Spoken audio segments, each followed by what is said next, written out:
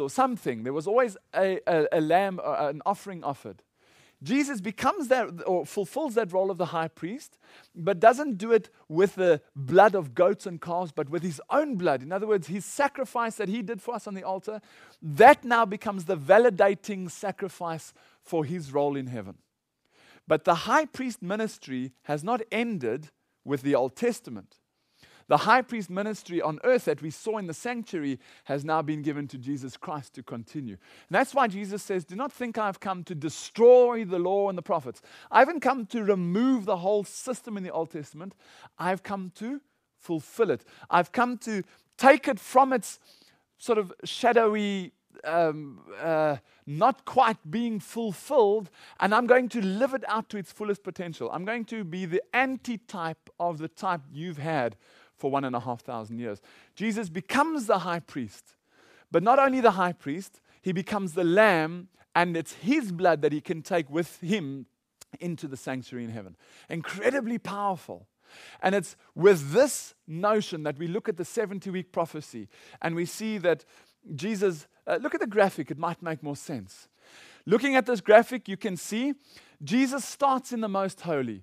In 457 BC, the decree goes out. 483 years later, Jesus is baptized. 3.5 years later, Jesus is crucified. 40 days later, Jesus ascends to heaven, and there's a 3.5 year period to 34 AD when Stephen is stoned. Please notice that the 70-week prophecy starts behind the veil and ends where? Do you see that? Where does it end? Can you see that it ends in front of the veil? Well, this is the most important part of this whole section. Jesus' journey is still not yet complete. I'm here at the moment in Melbourne, in Australia. I travel from George to my hometown area. Then I go to Cape Town. From Cape Town, I flew to Dubai. From Dubai, I went to Melbourne. Next week, I'm going from Melbourne to Dubai and from Dubai to Cape Town. Do you think it would make sense for me to stay there? No, of course not. I need to do the last leg of my journey for me to be able to go home. The same with Jesus. He starts in the most holy. He moves through the various sections of the sanctuary. He gets to a point where he dies and he goes back. He ascends into heaven. Do you think it would make sense for him to stay in the holy place? Obviously not. He needs to. He has to go back into the most holy. And that's where the 2,300-day prophecy comes together. These two prophecies in one. Remember this graphic? The 2,300 days or the 2,300 years? All we have to do is put the dates in now. We know it starts 457 BC. We know that if you calculate the 490 years, you come to 34 AD. Now, it's just a mathematical calculation. 2,300 minus the 490 comes to 1,810. Now, 1,810 days or years from 34 AD brings you to a date of 1844. A very, very important date in the cycle of biblical prophecy. In fact, I'd go beyond saying it's an important date. I'd say it's an absolutely critical date when it comes to Bible prophecy. You see, today most of evangelical Christianity is teaching that the 70th week of Daniel's prophecy is somehow happening in the future with some future Antichrist person coming in future.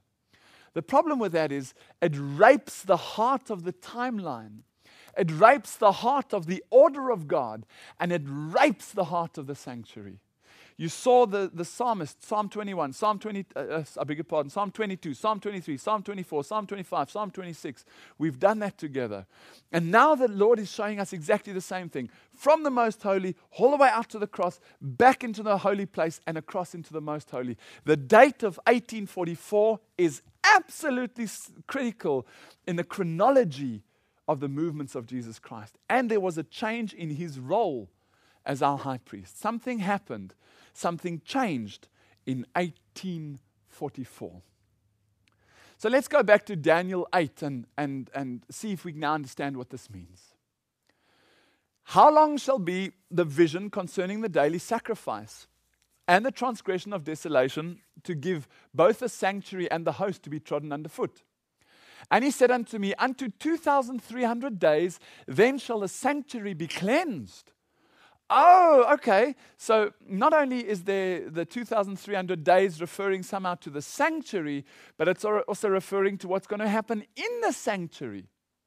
Now, if you understand the timeline and you understand the movement of Jesus, you can see immediately this is not the earthly sanctuary, this is the heavenly sanctuary. And here Jesus is giving us the indication that there will be a movement from the holy to the most holy. Have a look. See what I mean? On this graphic, you can see quite clearly that 1810 years after 34 AD, the sanctuary will be cleansed. And that critical date is 1844. 18 what? 1844.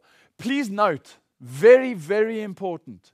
The 2,300 year prophecy starts behind the veil and ends behind the veil. This, brothers and sisters, is the longest prophecy in the Bible. It shows the entire journey of Jesus Christ.